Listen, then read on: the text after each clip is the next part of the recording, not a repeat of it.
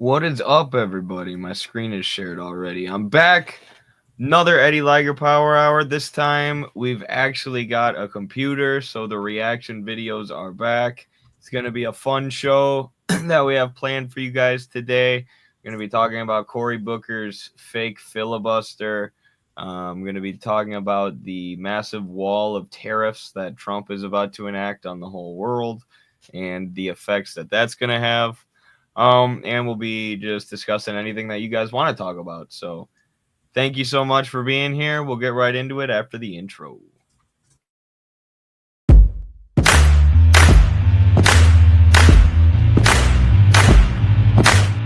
I played the wrong intro.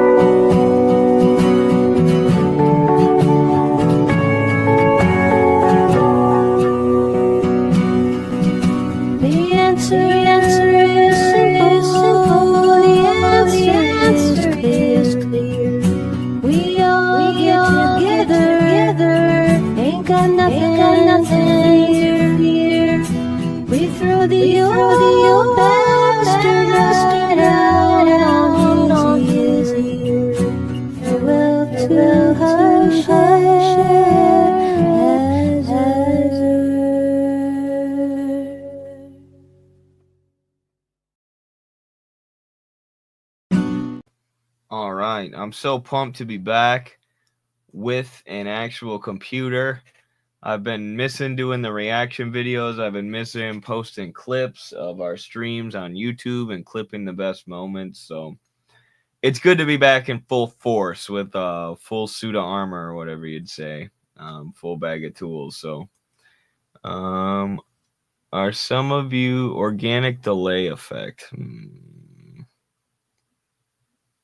Oh, I know what it is.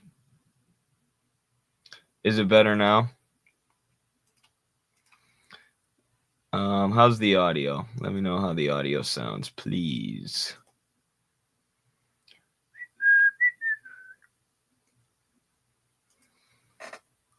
Does it sound good? Someone let me know in the chat how the audio sounds. Come on. I need your help, y'all. You're fine. It was the song. Okay, I got you. Thank you, thank you, thank you. All right. How's everybody doing today? It was the intro. Okay, gotcha. Sounds good. No worries. The intro was doubled. That's odd. I wonder what was happening there. Maybe I was accidentally recording it or something. Or playing it out of my dual monitor. Hello, Eddie from Malvinas, Argentina. That's cool. Welcome to our comrades from all around the world, all around the United States. I've got quite an array of videos for you guys today. We're going to be reacting to some great stuff. The first one just to lighten the mood a little bit. I thought this was pretty good. You guys can tell me what you think. But this is called It's a Conversation Starter. That's the name of the video.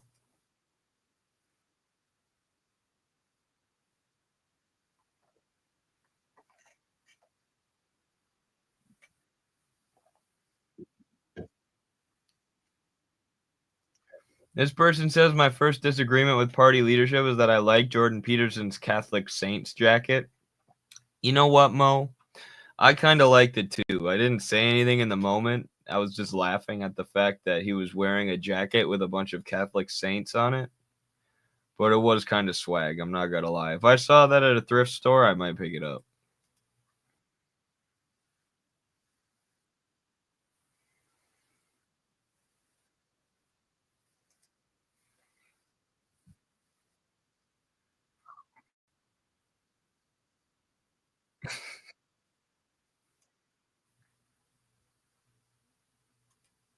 I think I forgot to start the sound, didn't I? You guys probably couldn't hear that.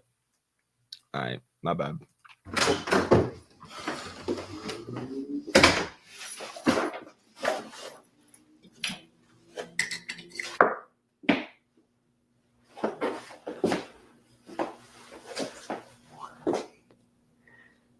Yo, dude. Yeah, what's up? What's up with the photo Oh, that? Yeah, it's just like a conversation piece in case we had like people over. of the Twin Towers being attacked? Yeah, that's 9/11. So basically in like 2001. I know what 9/11 is. Oh, good. So you're caught up. So basically on 9/11. Dude, my parents are from New York. What if they see this? I think they'd have some pretty good insight. I don't know, man. Don't you think it's a little bit fucked up? Don't you think it's fucked up that the government would ignore multiple warnings of an aviation-related attack on our country? No, it's just kind of tasteless. Or that just a year before the attacks, a right-wing think tank consisting of some of Bush's administration conceptualized the idea of a new Pearl Harbor in order to justify increased military presence in the Middle East. Come on, man. It's just that. Wait, is it actually true? No, what am I thinking, dude? There's 9/11 on the walls. I don't want 9/11 on the walls. IT guy, hope somebody's naked. Oh, what's up? You guys still need your Wi-Fi fix? In college, my roommate found, I don't know how he found it or where he found it, but he found like a poster of Osama bin Laden from like a thrift store or something. And we had it hanging above the stairs of my college house. And we'd run down the stairs and slap Osama bin Laden. Fix? Yeah, it's But we also had 9/11 on the walls, I suppose. Been a pain in the ass lately, but 9/11. yeah, we were just talking about it. No, I like it. It brings the whole wall together. Looks really nice. Appreciate it, man. No, of course. Okay, no, I'm That's sorry. all right. What? Well, dude, isn't it crazy that the primarily targeted section of the Pentagon was in charge of financial records, and the attack occurred only a day after a meeting was held about irresponsible record keeping? I mean, kind of belongs on the wall. See, this guy gets it. Oh yeah. Mr. President, they hit the second tower. This fucking guy. Get the fuck out of here. It's good seeing you guys. Good seeing you good guys. seeing you I like too. that. Yeah, of course. Wait, you forgot to fix the Wi-Fi. I never forget. dude, he was ready with that one. Was that scripted? Did you pay that guy? No, it wasn't scripted. Wait, no, it was? Fuck you. The Kennedy is.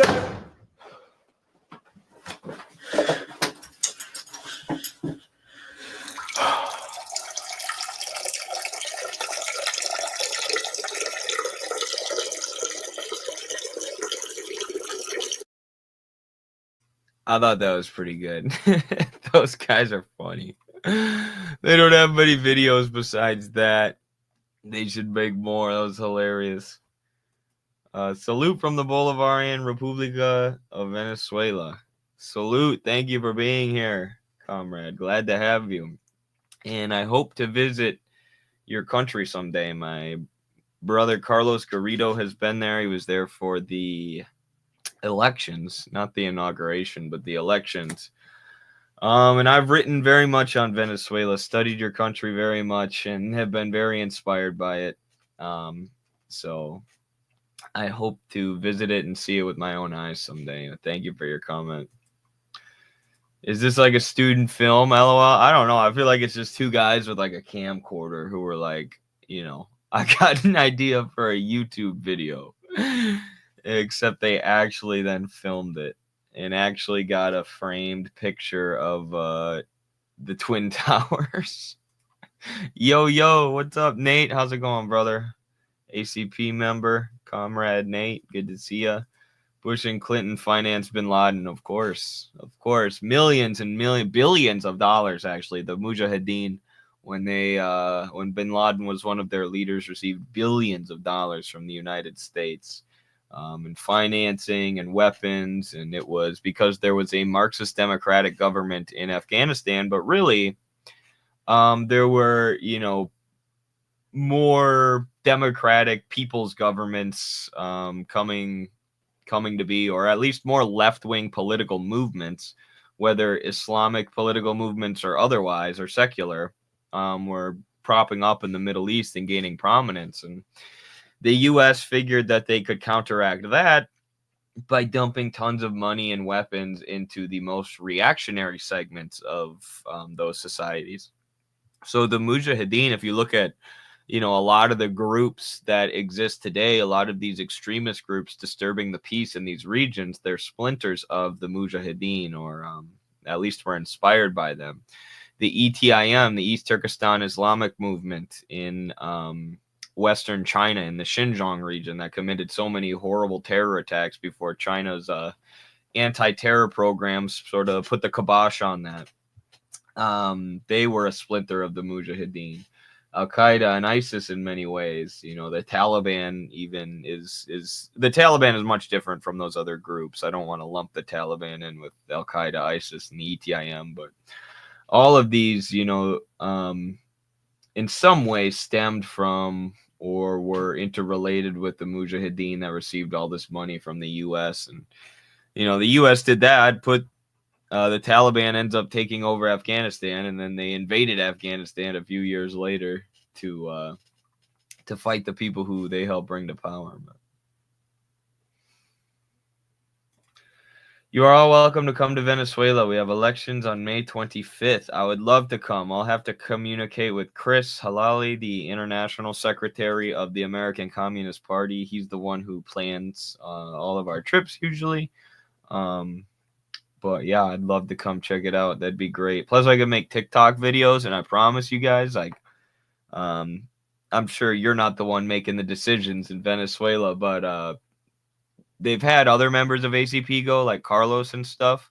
But as far as the members of our party, the ACP, I'm the one who's covered Venezuela the most, and I have like a big TikTok audience that would freak out and think it was super, super, super cool if I was in Venezuela. They would see it as everything coming full circle, because I kind of started my political activism by doing education on Venezuela. So could do a lot of videos that would really paint the socialist government and Bolivarian Republic in a positive light, which is very rare from Western journalists, of course, journalists. Why does nobody ever talk about French Guiana literally being part of France? Monroe doctor my ass. Nobody ever talks about Guyana in general. It kind of just gets passed over. I don't know why that is. I heard the Taliban basically cleaned up Afghanistan, at least in the sense of combating the opioid problem. Yeah, they cracked down on a lot of the stuff that was going on. I think the U.S. was keeping the fighting going on purpose in Afghanistan, keeping the fighting going between different warring political groups so they could create destabilization. And that's what I thought for a while. And that's not just based on what I've read about Afghanistan, but talking to people who have been stationed there. I think they were basically keeping the region destabilized so that they would have the pretext or the justification to occupy it militarily.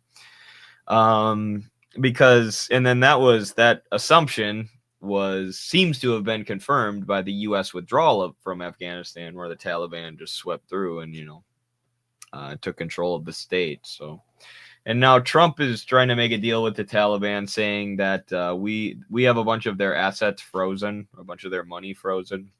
And Trump said, if you give us back the military hardware that we left in Afghanistan when we left, then you will unfreeze all of your assets. And they're saying, no, we want this military hardware. Shouldn't have invaded us. Sucks to suck.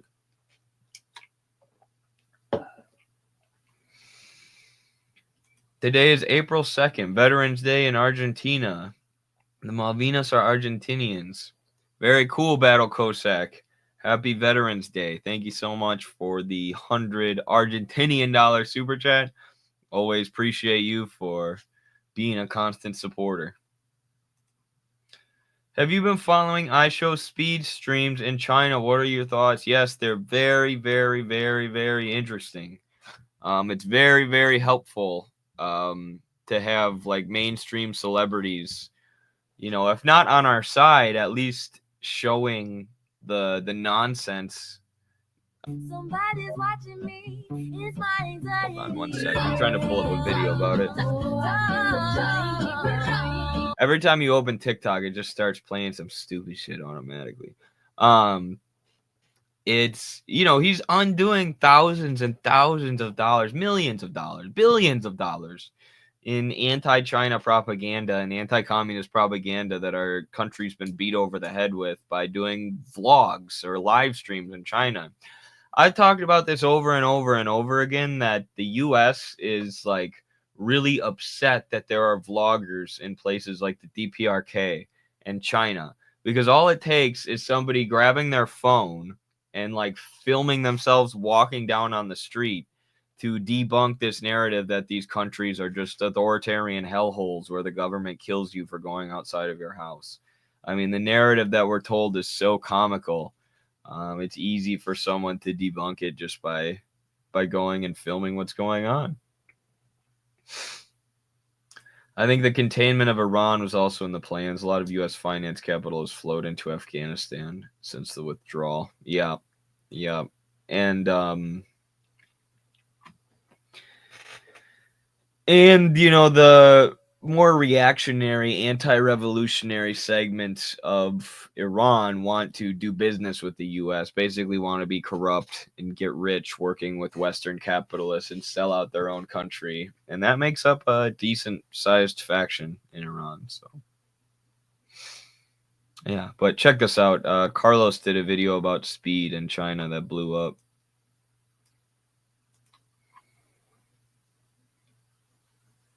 Where is it? There it is. Viral American streamer Speed is in China, and he has been completely at awe at how developed the country is. For many Americans, the image we're given of China is that of a dirt poor country of brainwashed people and bike riders. Speed is showing to his American audience of millions the complete falsity of this narrative. As any unbiased tourist will tell you, China at this point is far more developed than the US and Europe. Traveling from these countries to China makes you feel like you're stepping decades or even centuries into the future. This is because China has a communist government that emphasizes development and human prosperity, not the profits of big banks and capitalist investment firms like that. I'm so stupid. I forgot to share my screen. I was probably just staring off. Viral American while the streamers. video played. It's so embarrassing. Sorry. Here it is. I don't like that view. Here we go. Speed is in China, and he has been completely at awe at how developed the country is. For many Americans, the image we're given of China is that of a dirt poor country of brainwashed people and bike riders. Speed is showing to his American audience of millions the complete falsity of this narrative. As any unbiased tourist will tell you, China at this point is far more developed than the US and Europe. Traveling from these countries to China makes you feel like you're stepping decades or even centuries into the future. This is because China has a communist government that emphasizes development and human prosperity, not the profits of big banks and capitalist investment firms like Vanguard, State Street, and BlackRock. In the American Communist Party, we're fighting to uplift the lives of the American working class in a similar fashion. Americans deserve to join the 21st century of development being spearheaded right now by China. Viral American streamer Speed is in China. So yeah, that blew up pretty good. It's very much a trend right now to talk about China because of that guy. I don't know much about Speed. I've never watched one of his streams, but everything I've seen of him has been really cool. He was asked by one of his fans if he's a Zionist at one point, and he said, "Why would I be a Zionist?" So he's pro-Palestine. Is going around in China debunking a lot of U.S. narratives. Hey, maybe he's a sleeper agent put here by Xi Jinping. The Chinese were like, we found this really charismatic, really energetic guy. We think he would do well on American Twitch.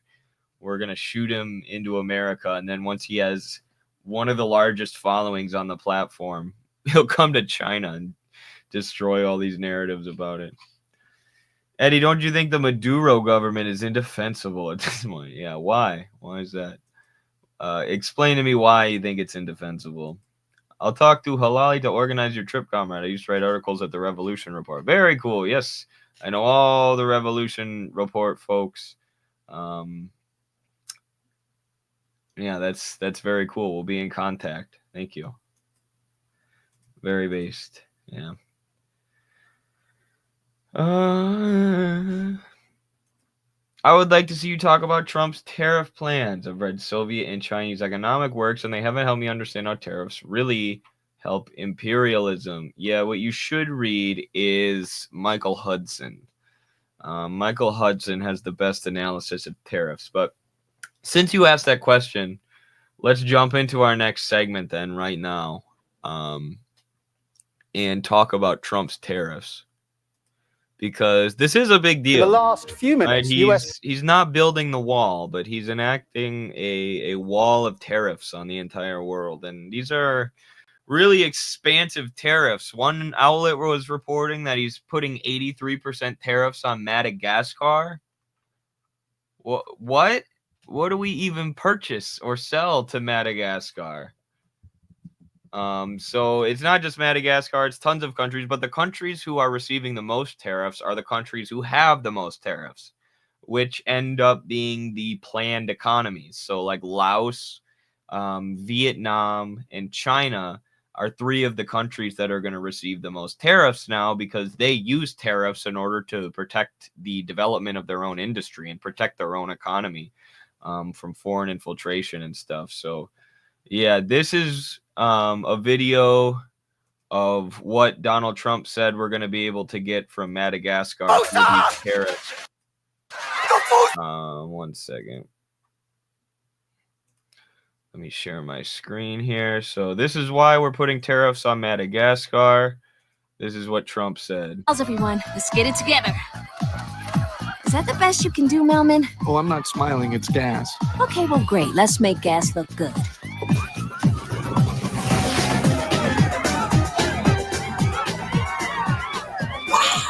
It's not people, it's animals. California animals.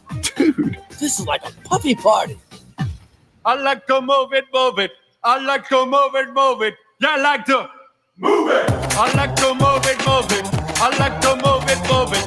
I like to move it, move it. You like to move it. I like to move it, move it. You like to move. So now we're going to get a copyright strike, and I won't make any money off of this stream outside of Super Chats. But yes, King Julian has responded to Trump's threats of sanctioning Madagascar, saying that we will be responding in kind by sanctioning the United States, and they will no longer be able to mobit for another 10 years. So that's devastating for our country. Just kidding. But the thing about Madagascar is real. They're actually putting, like, I don't know if it's 83% tariffs, but big tariffs on Madagascar and many, many other countries, especially the planned economies. In the last few minutes, US President Donald Trump has announced sweeping tariffs on goods. Eli tells me that with Madagascar, we trade vanilla t-shirts and suits. Interesting. It's interesting how these like small island economies work. I always think the geography of economics is interesting. Like, because really economics is just production. What can you produce? And if you think about like Cuba, it's a very small island. The United States is massive. There's, you know, tons and tons of resources here, different resources in each region. Same with Russia, same with China. But in like Cuba, especially because they had were used as a plantation for tobacco and sugar for so long, all they can really produce is like tobacco, sugar, and then some other, you know, resources. But like the country has such advanced medical education that they were able to develop their own COVID vaccine separate from the, you know, Western pharmaceutical companies' vaccine. But they weren't able to distribute it to their people because they didn't have metal to make syringes. Because it's like, if you're on a tiny island, where are you supposed to get that metal?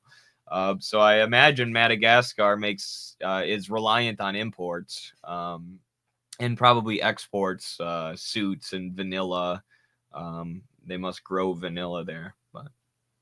But Trump wants to bring vanilla production back to the United States, made in the USA, baby. Imported into the United States from all countries, including the UK. British-made products will face tariffs of 10% from this Saturday. Did you know Madagascar used to be Marxist-Leninist? I actually didn't. I don't want to sidetrack this whole conversation about tariffs, but we're definitely going to have to do like a full episode on communist Madagascar at some point. I didn't know King Julian was based like that. 10% is the baseline tariff applying to all countries in the world. There will, though, be higher, more punitive tariffs on about 60 other countries, which Mr. Trump sees as the worst offenders when it comes to trade imbalances with the United States. For example, 34% tariffs on goods from China. Well, the president also confirmed a 25% tariff on foreign-made cars effective from midnight US time. He said that together... I don't want to listen to some British guy talk about America. Let's speed this up. Just kidding, Brits. All these tariffs will raise hundreds of billions of dollars a year for the United States, making, in his words, America wealthy again. Well, here, let's go to Trump's speech. I watched it today. It was pretty interesting.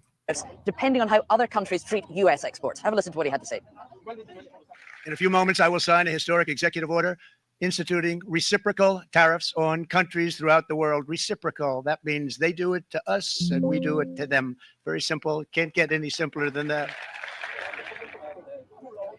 I don't know about that plan, because tariffs are not simple. Tariffs are very complex. A tariff can actually bite you in the ass, and just putting equal tariffs on countries who are putting tariffs on us doesn't make sense. You have to use tariffs strategically. And he did say there's going to be a tariff on, say, auto imports. So other countries won't be able to import cars. And, you know, the idea behind this is that the people will then buy American-made cars. Then they'll buy cars from the auto industry in Detroit and wherever else. But here's the problem with this, folks. Here's why Trump's tariff plan, even though, you know, it's a move towards protectionism, protectionist trade policy, protecting our own economy through our trade policy, and not just having what they've called free trade.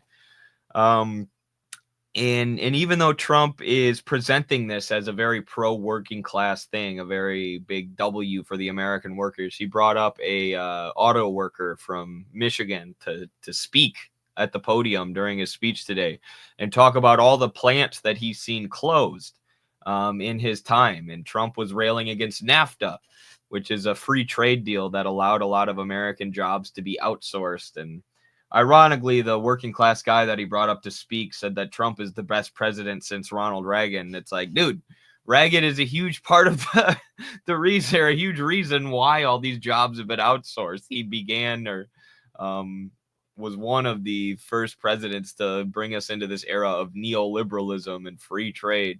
But anyways, he's pitching it as a very pro-worker thing. And tariffs can be pro-worker. China does tariffs. Vietnam does tariffs. Laos does tariffs, with the idea of protecting and continuing the development of their economy. But there are two other things that those countries do, those socialist countries do, that Trump and the United States are not going to do, which will make this policy ineffective and will just really probably sow a lot of chaos globally and in the American economy. For one, those countries have a national industrial policy, which means the surplus of their country, the profits that their country makes, that the capitalists in their country make are redirected through central economic planning into industry development and infrastructure development. They don't, they say, you know, you're not allowed to buy 12 yachts with your profits, Betsy DeVos. A chunk of those profits have to be redeveloped or reinvested into developing infrastructure and industry and new factories and advancing the old factories.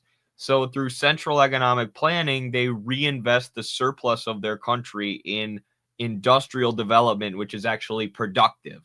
They invested in factories and agriculture, in jobs that are actually going to produce more wealth for Chinese society. America does not have a national industrial policy.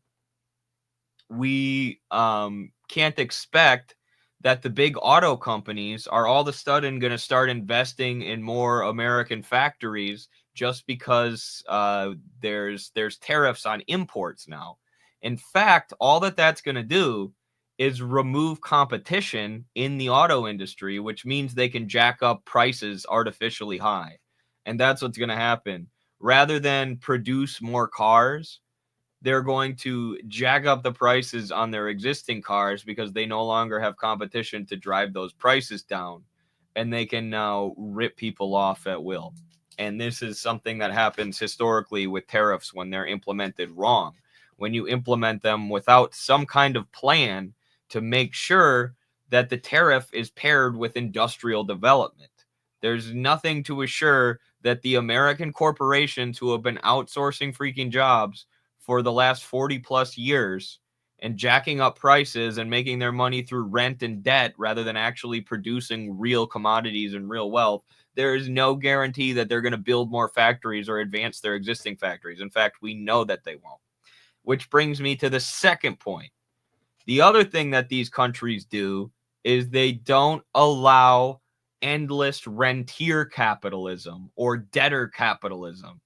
The majority of profits in the United States of America are made through trapping people in debt and charging them interest, or owning the land that people use or the land that they live on and charging them rents, as well as through stock buybacks and shareholder dividends and these other like Wall Street gambling tactics that are completely unproductive and parasitic and basically just print money for the wealthiest in society.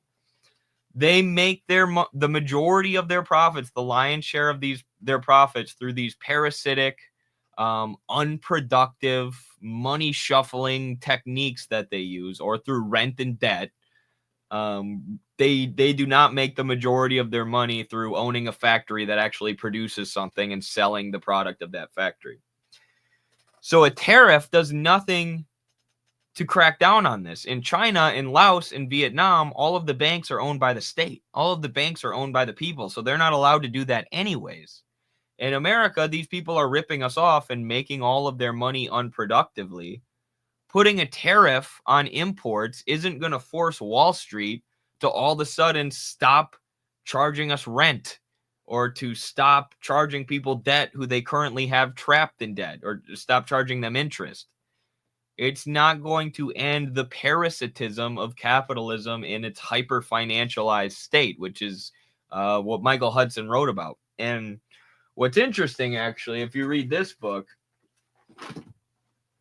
protectionism was used in the early days of America, when America was industrializing, when we were building factories and railways and real things, real productive infrastructure. America was developing those and using protectionism to make sure that we didn't become reliant on imports. It was tariffs paired with a national industrial policy. But now, in the era of hyper-financialized capitalism, when we're outsourcing our jobs and deindustrializing, America preaches free trade. I mean, it was earlier than this. Once America became industrialized and like the global superpower after World War II, that's when they stopped using protectionism and started preaching free trade. Basically saying, no tariffs, just let us dominate the entire global economy and trade as we wish on the global markets. But now that China and other countries are becoming competitors to the U.S. and the U.S. is deindustrializing, Trump's saying Fuck, go back. Hit the go back button. Redo. Let's go back to the protectionist era. That'll bring back industry. But again, it's not enough. In our current era of hyper-financialized neoliberal capitalism, it's not enough. Trump needs to enact a national industrial policy, and he needs to take massive steps to crack down on the debtors and renters, which he won't because those people populate his administration. And those people funded his campaign. And ultimately, that's the failure of Trump, is that he's still one of them. He made his money in real estate. He made his money charging people rent and doing parasitic money shuffling bullshit on the stock market. Those are his friends. He's not going to crack down on them in the way that he needs to actually bring industry back to America. He's just trying to posture and basically do 1/3 of what he actually has to do to catch up to China. Or to even begin catching up to China. It's going to take a lot at this point. It's impossible at this point, frankly. Unless we have a Marxist-Leninist revolution tomorrow. Because there's one party in America that has a national industrial policy in its program, which has debt cancellation in its program, which has the nationalization, the seizing of all the big banks who are debt trapping people by the American workers, and the utilization of those banks for the benefit of the American workers rather than for trapping them in debt. And that's the American Communist Party. And that's why we need to be asking ourselves where we're going to go as a country after Trump. Trump is pointing out all of these flaws that exist in American capitalism. He's pointing out that we've been deindustrialized. He's pointing out that we're being taken advantage of by other countries. He's pointing out that these free trade policies like NAFTA, he's naming them by name. He's pointing out that they're not working, but he's going to fail to fix them. And where do we go next? The American workers are going to be desperate for something. They're going to be more desperate after Trump lets them down, after they see that he doesn't actually have a theoretical understanding of what needs to be done to fix the economy and state right now. Let me guess. The ACP? I don't know. I don't know what's going to be next. I hope it's the ACP. That depends on the cadre and how hard they work. It could be the ACP. Eddie for president. Hell yeah, that could happen. That could happen, but we have to work to make it happen. Right? It's not just going to happen. And it very well could be Nick Fuentes for president. People could go towards fascism and Hitlerism and become Groypers after this. They're going to be desperate. And that's what I'm saying. And we have the truth on our side. The ultimate advantage that we don't have money. We don't have, power. The state tries to crush us more than they try to crush any other political movement as communists. But we have the truth on our side. We understand how the economy works, and we have a 18 or 16 or 18 point program on exactly how to fix it. Exactly the kind of things we would implement tomorrow, which would improve people's lives for the better and begin to move this country in the right direction for the first time in a long time. So we could either go towards truth, we could go towards, realistic common sense solutions for the American working class, or we could go towards barbarism and fighting each other and eating each other. And it'll probably devolve into that for a while anyways, right? The country will probably eventually collapse, and there will be an era of like warlordism and barbarism. We have to prepare for that too. We have to prepare to make sure that we come out of that era. And not some psychopaths who want to make America a white Christian ethno-state. YouTube is not giving notifications for you. Yeah, I've heard that. It's been that way for a while. They're suppressing us, homie. They hate us because they ain't us. Sign up for notifications on X, maybe? But then you're going to get all of... Maybe you can set up live notifications in X. Why do we need another president or Congress? Can't we have a central committee instead? Yeah, that was just kind of tongue-in-cheek. I don't actually want to be the president. They would just kill me. They would just JFK my ass in like 5 minutes. You'll be safe in the Rockies? Yeah. That's where I'll be one day.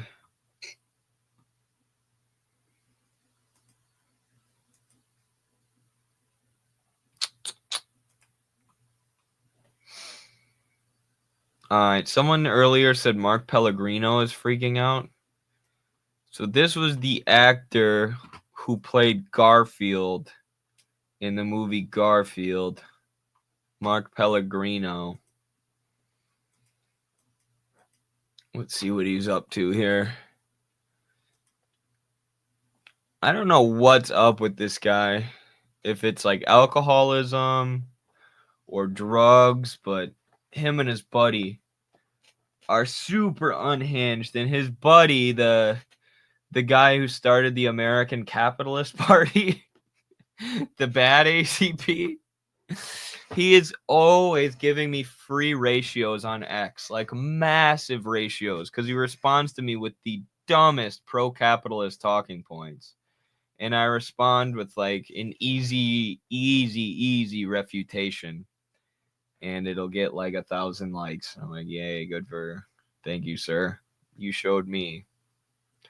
Mark was LARPing under one of Noah's posts. He's got some weird thing with Noah. Let's see here. Hey, FBI, is this creepy little dude on your radar?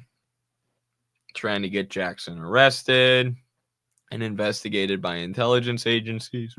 Excuse me. The capitalist corner. Bro, even conservatives nowadays don't like capitalism this much. There's nobody who's like, my political ideology is I like capitalism, except for like capitalists, like Mark Cuban, like insanely wealthy people. Those are the ones who say they like capitalism. Or Jeff Bezos. Jeff Bezos recently put out that the Washington Post will no longer try to be unbiased and will support like capitalism, so-called free trade, and then liberty from the liberal capitalist perspective of liberty. Those are the kind of people who, have this like real gut feeling that they need to defend capitalism. It's people who own capital. Conservatives nowadays, I mean, protectionism isn't free trade capitalism. What Trump is calling for right now, is inefficient as I think it is insufficient, I should say, as I think it is. What he's pushing right now is against what's been the dominant neoliberal ideology in America since like FDR, since, we were more of a social democracy, or at least since like the 1960s, I would say, where there were a couple big social programs enacted in the 60s. I can't think of what they were. It was like Social Security, Medicare, Medicaid, or one of those. Some of them were enacted in 35 and some in the 60s. But this is a huge change for the U.S. in ideology. And why? Because workers don't actually want capitalism anymore. Maybe they would say they do if you ask them. Right, but the policies they're calling for are not rooted in free trade capitalism. It's rooted in state intervention, the state intervening in order to uphold and protect the interests of the working class, which always means suppressing the so-called freedom of the ruling class to do whatever it wants. Like, putting tariffs on to tax these corporations when they try to outsource or export commodities. It restricts their free trade, which is why they call it tyranny, but it's better for the vast majority of the country. It's better for the workers to restrict the freedom of the owning class. So really what everybody's calling for now is class struggle, even if they just don't realize it. Yeah. What's this guy freaking out about? Let's go to his replies. I'm supposed to debate one of these fools. I guess I'll do it at some point, but I don't really see the point. It's not like they have a big following or anything to offer. I mean, Mark has a lot of followers, but people follow him because he played Air Bud in the movie Air Bud. So that's why people follow him. Let's see here. Old Marky Mark and the Funky Bunch. Commies are a party that endorses institutional violence. They've engaged in criminal activities from espionage to murder. Last I looked, you have no right to criminality. We truly, my friends, we truly have a crisis of argumentation in this country. Like, nobody knows how to make a coherent argument or like string a sentence together. Like, what? How do you even respond to this? I don't even get what he's saying. You endorse institutional violence? Brother, the current system is upheld with so much institutional violence. Do you remember the war in Iraq? Do you remember what I was just saying about the U.S. giving billions of dollars to Osama bin Laden's Mujahideen in order to prevent a different kind of government from gaining power? Do you know how much violence has to be used in order to uphold liberal capitalist imperialism all around the world? Hillary, Trump, Putin, and Xi are all in their 70s. American capitalist boomers are not holding up well over time. True, it's all the microplastics they're eating. It's turning them weak and aging them faster. Putin's going to Dagestan and eating like giant plates of meat, like Islam Makhachev was today. This Dagestani fighter posted his meal today. It was just like a giant plate of meat, nothing else. That's what Putin's eating. Thank you, John, so much for the super chat. Appreciate you. Popers, 5 Midwestern Mark subs. Thank you, comrade. Appreciate you. I'm trying to pull it up here. There we go. Thank you so much. Appreciate it. Shout out to whoever gets those subs or memberships. I hope you enjoy them. Appreciate you, Popers. He's always giving them out. What a nice guy. The most generous guy in the community, that's for sure. Thanks for the memberships. Sweet. Thank you, Popers. Appreciate you guys. Thank you, thank you, thank you. Okay, let's finish.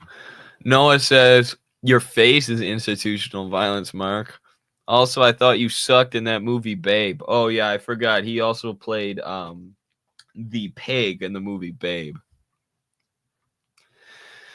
Noah, since you advocate for violence, I think it's within my rights to defend myself by choking you out on sight.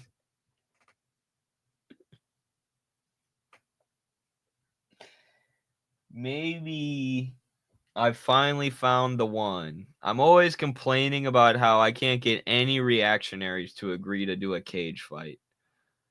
All I've wanted since starting this, content creation stuff is to get one of these right-wingers to fight me in a sanctioned and legal MMA fight. Get in the octagon with me, since you always want to act like a tough guy, and let's do a cage match. And now we have Mark threatening to choke Noah out. I think he does jiu-jitsu or something. I don't know if he's ever choked anyone out in his life, though. I would love to take you up on that, Mark. In fact, I would pay you to come to the wrestling room where I work and try to choke me out. I would pay you money. Bahaha, besides the fact that you completely made up that I advocate violence and the fact that you wanted to drone strike a friend of mine just because you disagreed with a cartoon image of what he thinks, you could absolutely try, Mark. You could absolutely try. But Ohio is a constitutional carry state, and even if you got past my neighbors, you wouldn't get past me. But acting tough on the internet seems to work as well as it did and lost. But acting tough on the internet seems to work as well as you did and lost, LMO. That is not so great. Magic man who controls the islands. And then he roasted Loss. And then he shows like himself shooting. This is unhinged. This guy, this is an actor. This is a guy who is literally in the very popular TV show Lost. Yo, what's up, Roots? Much love. Thanks for being here. This guy was literally, he had like an acting career. I think he's like pretty washed up now, but he was in that show Lucifer. And now he's threatening to shoot members of the American Communist Party on X all day. What a timeline, folks. How good was Lucifer? I mean, the fact that he was in a show called Lucifer, too, that's also funny and ironic. Like, he must have just played himself. He played the devil, right? Isn't that his character? Or not? Tom Ellis. Where is he? He's not listed here. Is this a different show?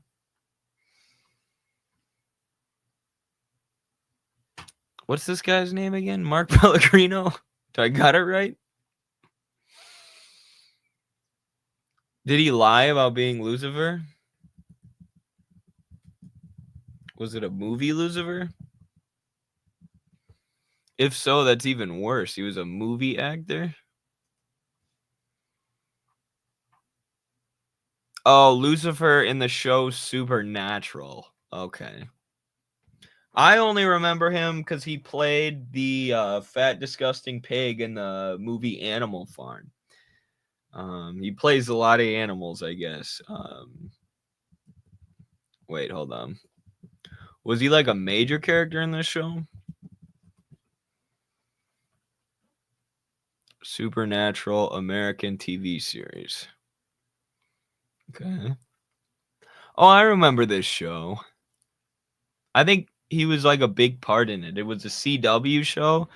Oh man, they made so many bad TV shows, dude. So many bad like action shows. I used to watch it for The Flash and for the Green Arrow when I was in high school. Or I think it was just called Arrow. Two brothers as they hunt demons and ghosts. Starring, no, he wasn't one of the starring people. Lucifer must have been like one of the bad guys. Casting characters. Let's search for him.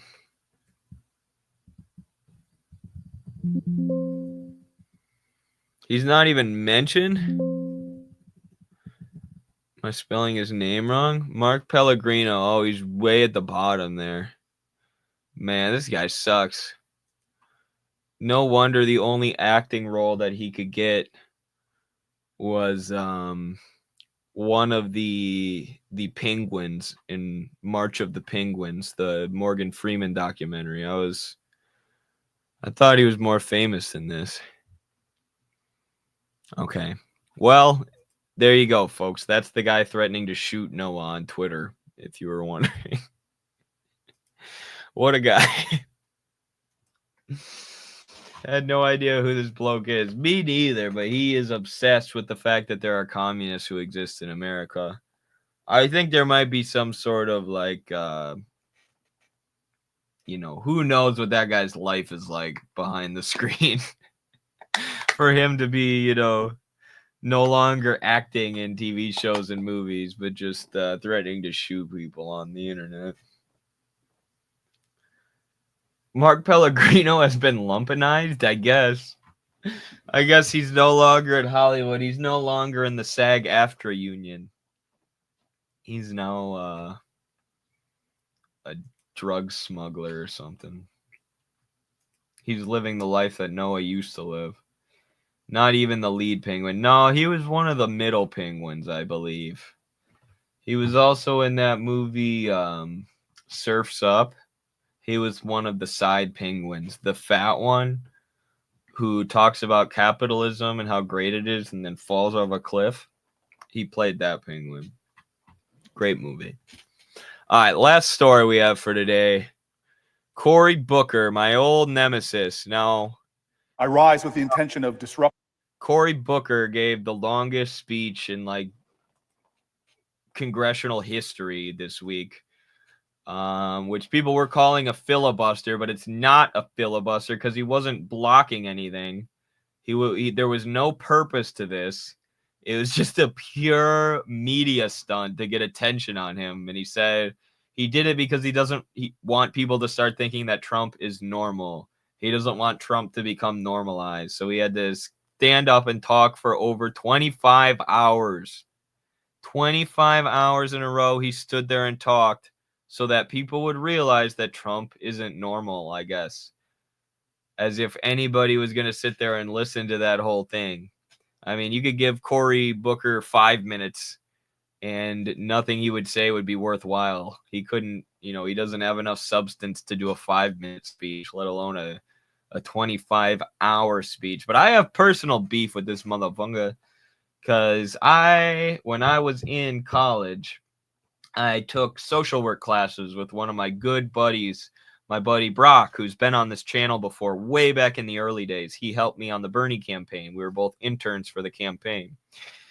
He was a social work major, and he told me to take some social work classes to learn how it worked. And one of the things that the social work professors told me is that your job as a social worker is to advocate for communities who cannot advocate for themselves. And that means politically. Thank you, Pavel. Appreciate the super chat, brother. I'll get to your comment after the Cory Booker rant. Thank you so much, though.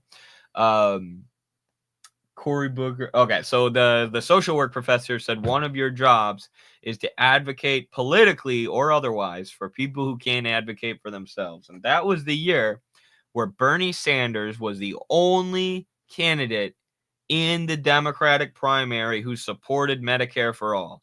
He was the only candidate who wanted to move to the same kind of single-payer healthcare system that the rest of the developed world has.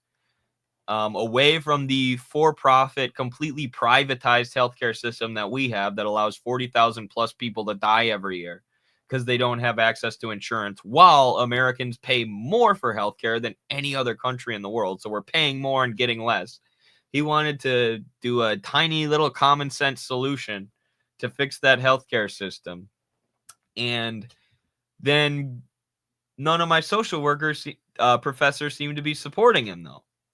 And I was like, this is weird. Weren't you just lecturing me in class about how you're supposed to advocate for the downtrodden?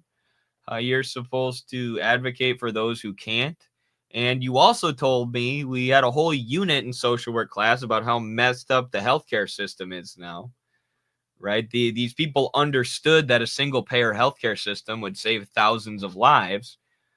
But yet, not a lot of them were door knocking for Bernie, but that was fine, whatever. I assumed they were at least voting for him, even if they're not going out and door knocking. Everybody's busy. But then the head of the social work program one day knocked on my door.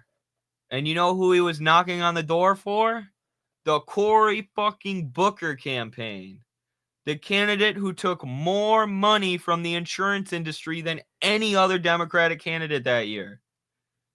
The candidate who blocked cheaper life-saving drugs from being imported from Canada because he takes pharmaceutical money. And he said it was because Canada's regulations weren't strong enough, even though they have stronger drug regulations than we do in the U.S.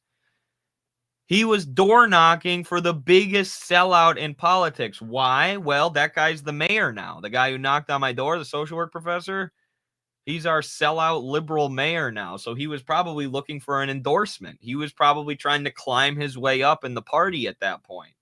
Just being an opportunist. You call that advocating for the poor? You call that advocating for your clients, jackass? Going out and door knocking for the guy who's an insurance industry puppet when there's a guy who at least wants to crack down on the insurance industry a little bit and save the lives, bring healthcare to your clients who are struggling. So anyways, that was nowadays that doesn't surprise me at all. I should have expected that guy was, going to be door knocking for Cory Booker. But back then I was more naive, right? I didn't realize that a lot of these academics are just pure opportunists and they've given up on any real change and they don't advocate for anybody except themselves. But now I understand that. So anyways, when I saw that Cory Booker was giving a 25-hour speech to put attention on himself with no purpose, with no message, except for Trump bad, Trump not normal, it made me pretty sick. I'm not going to lie. Anyone giving him a pat on the back for this, you got to stop. This guy is a sellout. This guy is a husk of a man. He is a puppet that is being operated through remote control by the insurance industry and Big Pharma. And I mean, shout out to him for being able to stand up and talk for 25 hours. That could not have been easy physically or mentally. But then again, he's a robot who's being controlled by some insurance executive behind the stage. So it's probably easier for him. I rise with the intention of disrupting the normal business of the United States Senate for as long as I am physically able. This would be a crisis for elder care. This would be a crisis for disability services. what it is when a nation isn't taking care of its elders. It's a crisis of our national character. Why are so many women dying in childbirth and in the postpartum period in America? Shameful. And now, I just found out that the community violence intervention money that you... And who's gonna fix that, Cory? The big pharma companies, the insurance industry that's allowing it to happen, the insurance industry that's telling single mothers, no, you don't get health care unless you can afford to pay us enough every month. And we're not just going to pay for your health care. We're going to try to cut you off your health care when you actually need it. And you're also paying for the profits of our shareholders on Wall Street who have nothing to do with healthcare. Actually, the insurance industry in general has nothing to do with healthcare. It's just a mafia-style middleman who sits in between you and your healthcare and robs you, and then gives the money that they rob from you to Cory Booker so he can influence the politics and make sure that nobody cracks down on them robbing you. They're gonna fix this for mothers, Cory. Why were 40,000 plus people dying every year in this country because they didn't have health care? Every year in the richest country on earth, they were dying because they didn't have health care for 4 years under Joe Biden, for 8 years under Obama. Riddle me that, dumbass. You allowed me to fight so hard to get into that bill is being clawed back by Donald Trump. They're writing me letters with words like fear and terror. And you know what's sad too is this guy's always wanted to be president. I've followed Cory Booker's career since I got into politics because of that because he was running against Bernie and because of that interaction I had with my professor. And he's always wanted to be president, but he just hasn't been popular enough. The American people aren't that stupid, right? You can trick the American people in some ways, but you can't trick them if you're a husk like this. People can tell he's inauthentic. People can tell he's a robot. People can tell he's speaking in platitudes and virtue signaling and not actually trying to do anything substantive. Everybody knows this is just a dumbass PR stunt and they aren't paying attention to it. This isn't even that big of a story this week. Dude stood up and talked for 25 hours in Congress and nobody gives a shit because they know Cory Booker's just this husk of a man. But that's what this speech is. It's a PR stunt. It's a media stunt. It's all eyes on me. Look at me, everybody. Look how much I'm resisting Trump. Don't you want to resist Trump? You better run me against Trump in 2028 so I can get 2% of the vote again. Even Democrats don't like this guy. He's never polling higher than like 5%. And CNN and MSNBC were trying to prop up and inflate his campaign. Oh, Cory Booker. Is he the youth that the Democratic Party needs? Well, he's polling at 4.5%, so apparently fucking not. 25 hours just recite an epic poem against Trump. True. You know what he should have done? And thank you, Michelle Vincent Corbeau, for the 5-month membership. Appreciate you, brother. That's consistency right there. That's what we got to see. I'm a 17-month subscriber of the infrared stream on Kick, so you got to catch up to me. You got only 12 months to go, but by then I'll be way ahead of you. I guess that's how time works, huh? But thank you so much, Michelle.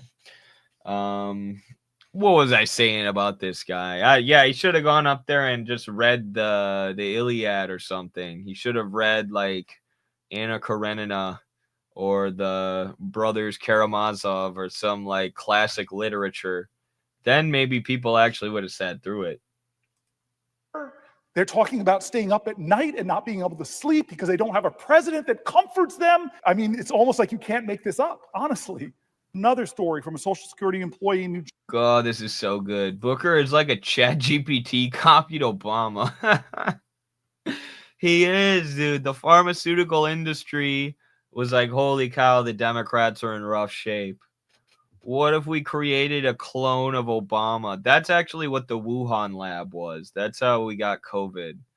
They were cloning Obama in a petri dish, and they came up with this abomination, and he gave everybody COVID. and then they pivoted. They're like, all right, Cory, now tell everyone to get the vaccine. We got to make some money off this. We got to recoup our losses on the shitty Obama clone. Jersey. I am a claims representative for our Social Security field office. The most dramatic changes I've noticed from our recent change in operations is that our appointment calendar seems to be filling up more quickly for simple post-entitlement changes. We've gone through healthcare cuts. We've gone through Social Security being attacked and undermined and slashed. If you're revoking somebody's visa, make a phone call, tell them that you have 30 days to leave.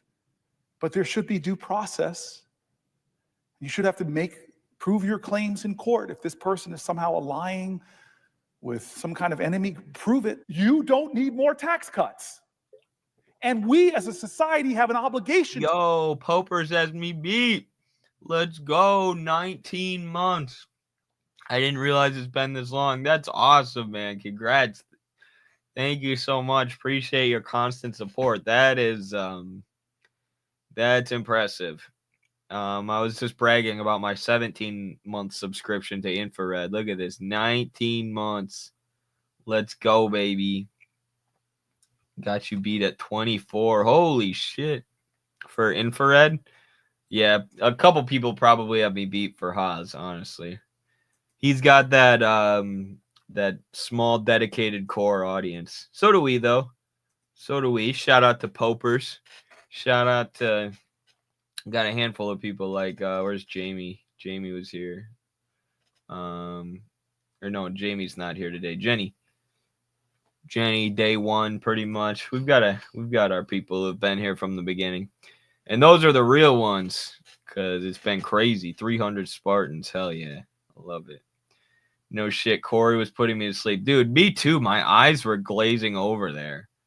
You see what I mean? The man doesn't say anything. And, like, you don't have to be that politically astute to realize this guy isn't saying anything. You just have to be street smart. You just got to feel the vibes. Like, look at this dude in his oversized suit. He also looks like he might be on drugs, like pharmaceuticals. I know they pump these people full of Adderall a lot of the time because it helps them to talk. Look at his eyes. I don't know what, because, I mean, they would have had to give him some, like, extended release Adderall that'll last, like, 25 hours or something, but they very well could have. He got them pharmaceutical industry connections. They were like, here you go, Cory. Snort this off the table before you go in there. We're going to give you 4 times the normal dosage of Adderall that we normally give to 4-year-olds. And you're going to go in there and rant it up. And check this out, you guys. I found this today, too. Cory Booker has a rabbi. Let's play a game. Can anybody in the chat tell me who Cory Booker's rabbi is? It's a famous rabbi. Been in the news a lot lately. Does anybody know? I'm going to give you guys a chance to guess who Cory Booker's rabbi is.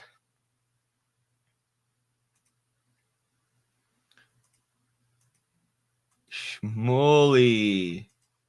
Man, we got a smart chat, don't we, folks? Our chat is astute. Cory Booker, look at this, from Forward, Jewish independent nonprofit news outlet. And it should say Zionist, probably, because we know that Zionism is against the Jewish people and the tenets of Judaism, thanks to the wonderful interview that Carlos did with a Jewish Orthodox rabbi on our channel a while back. But look at this. Cory Booker's rabbi has notes on Booker's 25-hour speech. Rabbi Shmuley Boteach, the sex toy dealing Zionist rabbi who looks like a ball sack with overgrown pubes. I'm sorry, buddy, that's what he looks like. Helped launch the senator's career and taught him thousands of hours of Torah, but their friendship has frayed over political differences. Probably because Cory isn't like a John Fetterman style Zionist, but Rabbi Shmuley Boteach helped launch Senator Booker's career. So that right there, my friends, if you didn't already know what kind of guy we're talking about here with Cory Booker from what I told you about him and what you knew about him before, check this out. One of the most rabid, most unhinged Zionist rabbis in the country takes credit for launching his career. Let's check this article out. From Benjamin Cohen. You think he's Jewish? As the clock ticked 7:19 p.m. Tuesday, Senator Cory Booker made history with the longest Senate speech on record, more than 24 hours. Remarkable. It was the display of remarkable endurance, a solo marathon. It honestly, I give him that. I give the guy that. I would not. I guess I probably could, especially if they hype me up with Adderall or something, but I would not want to stand there and talk for 25 hours. But that being said, Senator Booker loves the sound of his own voice. So Carlos could probably talk for 25 hours straight, but I could not. Just kidding, brother. Booker wearing both an American flag and a yellow hostage pin on his left. I didn't even notice that. He was wearing the Israeli hostage pin, of course, on his lapel. Was wrapping up his speech peppered with references to faith, mercy, and redemption. He quoted Hebrew scripture. He invoked Abraham's call to God. 7:20, I dial up Rabbi Botich, Booker's former eminent confidant, and perhaps his most colorful critic. He wasn't impressed. I taught him, I'm not even going to try and do a Rabbi Shmuley impression. That guy just talks like there's something wrong in his throat. I taught him 10,000 hours of Torah, Shmuley Botich said. His best speeches were Jewish ones, but it became a parlor trick. What does that mean? His best speeches were the Jewish ones? Meaning like in Hebrew or like about Judaism? But it became a parlor trick. I used to write his Hebrew quotes phonetically. To hear Botich, well, what did you expect him to become, a rabbi? Like he's a senator. What did you want him to do? Just talk about Judaism all the time? To hear Botich tell it, he helped build Booker into a Jewish communal hero, making him president of the L'Chaim Society at Oxford, raising tens of millions of dollars for his early campaigns. So not only was this guy getting millions of dollars from the insurance industry and the pharmaceutical industry, but also the Zionist lobby from the very beginning. And this is how people become prominent politicians in America. With all of this foundation money, with money from the richest and most powerful people in our society. That's how you even develop a public profile to the point where you can run for office. Those are the kind of people who go into politics in America. It's people like me who want to bust up the system, who either get sucked into the system or end up being communist revolutionaries, which is becoming more popular, but has been rare in America for a while as everyone goes to opportunism. Or you're this. You're somebody who just wants, or who's got money around them, training them up, grooming them for a career in politics. You're going to be the future president, Cory. You've got this, buddy. Taking him to synagogues around the U.S., Botich said he also introduced Booker to major Jewish donors, including Michael Steinhardt and the Adelsons. Don't call them Jewish donors, please. They're Zionist donors, and a lot of them are atheists, but they just support Israeli genocide and the only ethno-state in the world today. Now the rabbi says he doesn't know who Booker is. What broke their bond was Booker's 2015 vote for the Iran nuclear deal. That was the beginning of the end. Why? Would that? The Iran nuclear deal was all it did. Well, I know why. Is because the Iran nuclear deal was one of the only smart deals that America's gotten into in the past however many decades that would have prevented war with Iran. And Israel was heavily in favor of the war with Iraq. They lobbied heavily for the war with Iraq. And they're very disappointed that they didn't get war with Iran. So anything that moves us away from war with Iran, the Zionists don't like. And they'll end their friendships with you over it. Jeez Louise.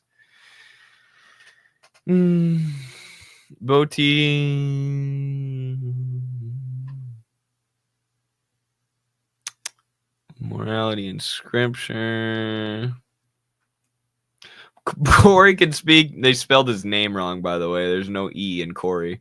Cory can speak nonstop for 24 years, and they'll have to rewrite the Bible for this new miracle, but it will get him nowhere until he gets up and says, the biggest mistake of my life was funding the regime in Tehran. Okay, so he's mad at him for not going to war with Iran.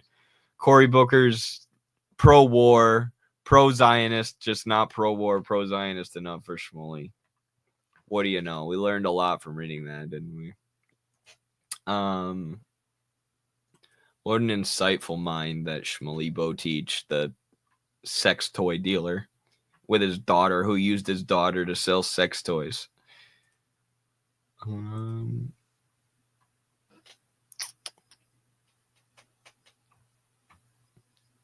do I turn the ads off here? There we go. Yeah, CNBC, you really need that money, huh? Cory Booker lines up support in the financial industry to help him raise cash for 2020. So, yeah. We don't need to read this article, but you get it. The guy's corrupt. Oh, I forgot to pull it up this time. There it is, yeah. What a guy, Cory Booker. Complete hack. But this is all the Democrats have at this point. What do you have when you're completely bought out by corporations? And Trump is corrupt as well, but at least he's railing against the corporations. What do you have?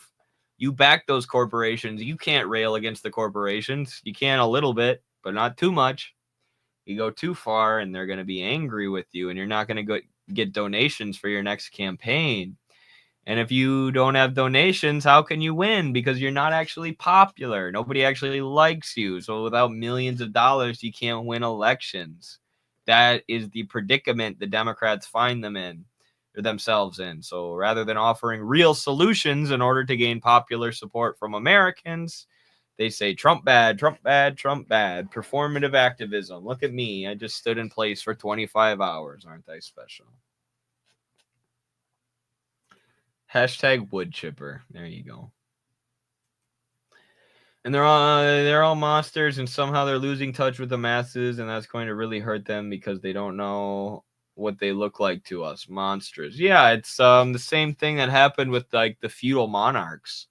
They were isolated from society so long, they didn't realize how out of touch they were. I mean, I don't think let them eat cake was ever actually said by Marie Antoinette, but the idea was that she didn't even realize her own people were starving. She didn't realize that her people were rioting in the streets and ready to overthrow her. So when it happened, she was shocked, right? That's the whole idea behind let them eat cake. And maybe the sentence was never actually said, but the idea was true, that they were so out of touch, isolated from society, that they didn't know they were about to get beheaded.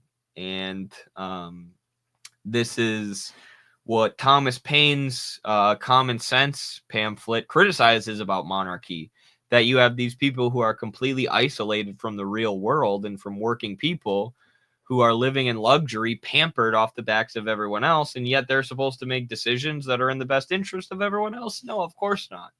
They don't even know what's in the best interest of everyone else. They're completely out of touch. They don't know what their people want. They don't know what their people need.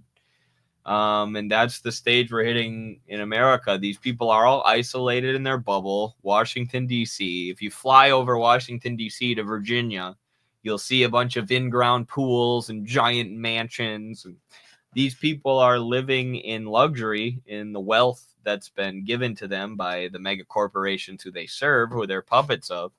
And they don't realize how fed up people are with the system. I mean, they do, but they don't. They're trying to pivot. Right? The Democrats are trying to make themselves seem radical and on the side of workers, but they don't know how to do it. They're a bunch of out-of-touch elitists listening to out-of-touch elitist Democratic Party staffers. And that's how we get disgusting monsters like Cory Booker, who everyone can see right through. Are you excited for the Chicago event? Hell yeah, I am. Hey, if you're in ACP, get signed up for the Chicago event. We need more people to get signed up. I think there are a lot of people who are planning on going who aren't signed up yet. So please RSVP. Do talk to your chapter executive. Tell them that you're going. Make sure you get your travel plans and your plans to stay lined up. We want as many party members as we can in Chicago for that event. It's going to be a great event. The formation of our central committee. There's going to be a lot of democracy going on. You're going to have a say in the formation of the Central Committee. So you should really do your best to get there so you can have a say in the future and direction of our party going forward. Disappointed I can't make it. That's too bad. Yeah, there's a handful of people I was really hoping would make it that aren't going to be able to. So could not get the days off. Yeah, it's unfortunate, man. I wish I could see you there. Really wish we could get everybody there, but it is what it is. People are busy. I'll be there. Hell yeah, Lane. Hell yeah. Excited to see ya. To see everybody. Would you recommend going into political commentary if you're good at it, if you have a knack for it, if it's something you're interested in, if you're passionate about it? I think anybody should follow their passions. There's lots of ways to help the struggle without going into political commentary, but if that's what you have skill and passion for sure. I'll be there, of course. Hell yeah, Nate. Looking forward to seeing you again, brother. We see each other a decent amount, but it's been a while. Money is the issue. Always is. Eli just reminded me. Good point, Eli. Thank you for not forgetting Pavel, who I said I was going to respond to earlier. I feel depressed living in Europe. It makes me sad that my parents hate socialism despite their life being negatively affected by capitalism. Yeah, Europe's in a rough shape, man. Europe was like the beginning of capitalism, and it looks like Europe will be the end of capitalism. I think America will have a revolutionary moment before any of the European countries, actually. I could be wrong about that, but yeah, I think it'll end up being the last bastion of capitalism, but it doesn't mean you shouldn't fight, stand up and struggle for the working class of your country. Europeans need to begin fighting back against this system, the system that's dominated them for so many years now. So yeah, F the EU, am I right? Thank you, Pavel. Appreciate you. All the best from Uruguay. Go the ACP. Thank you, comrade. Go ACP. Thank you. Yup, sucks being a brokey. Hinkle sounded like a real U.S. imperialist on Moats. Somehow I doubt that.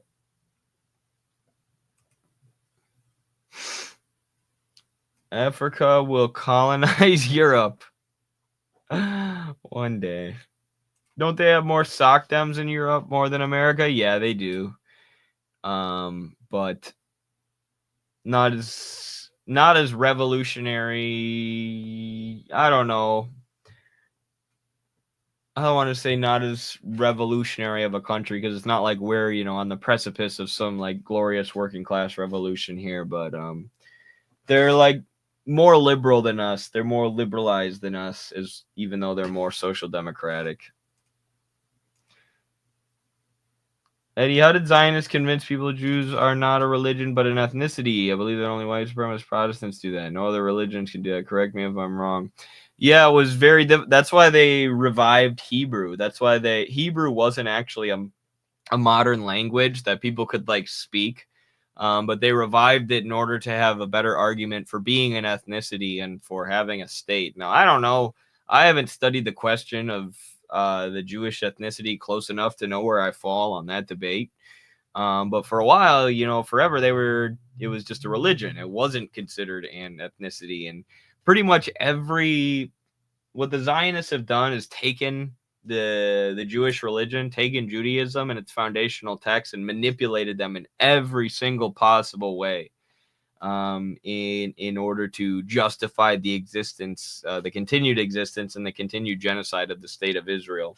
So one of the ways they've done that is by, saying the Jewish people are not a religion. Judaism is not a religion because a lot of the actual Jewish religious rabbis, the people who know the most about the Jewish religion, have always been opposed to Zionism.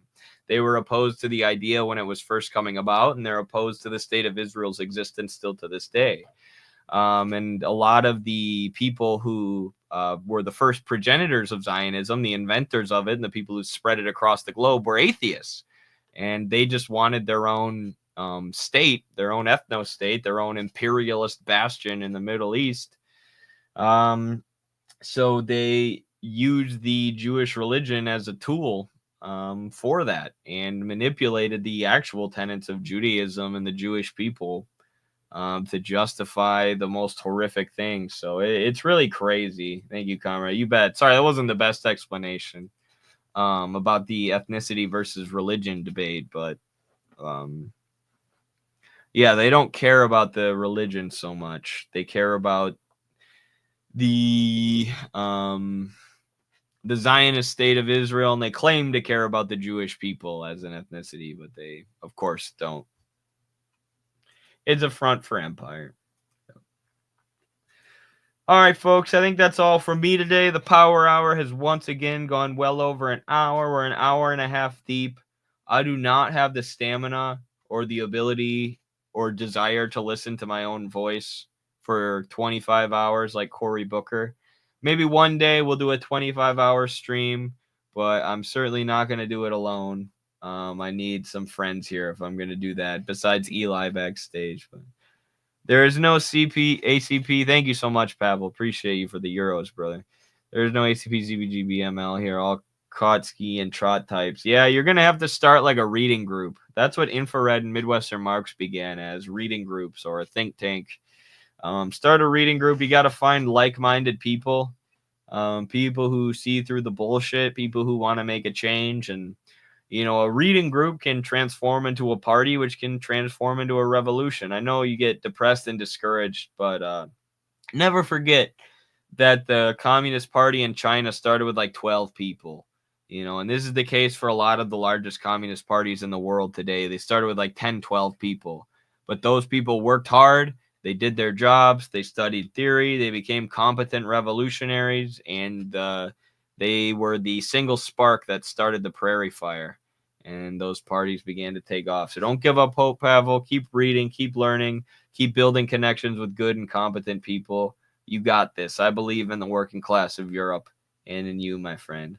All right, everybody. Thank you so much. Patreon.com/MidwesternMarx. Be sure to like and subscribe. Thank you so much to all the super chatters, the Patreon supporters, the regular viewers. We love you all. Keep up the fight. ACP.US. We'll see you on the next one. What just happened?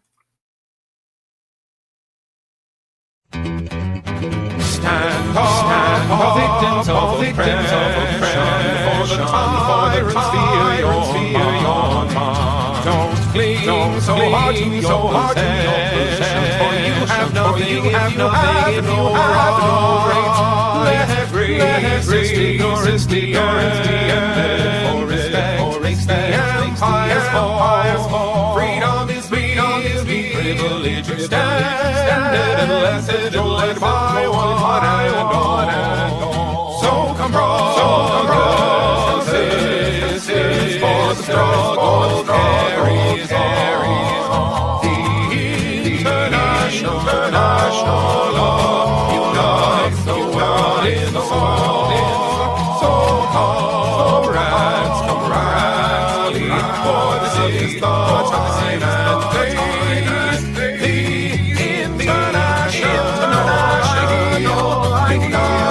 Unites the race. There's no one to divide us. Walls of hatred or walls of stone. Come greed, dawn and stand beside. Live together, die alone. In our world, poisoned by exploitation, those who have taken, now they must give. And nations we but one earth on which to live. So come brothers and sisters, for the struggle carries on. The international unites the world in song. So comrades, rally, for this is the time and place. The international unites the human race. And so begins the final battle in the streets and in the field. We stand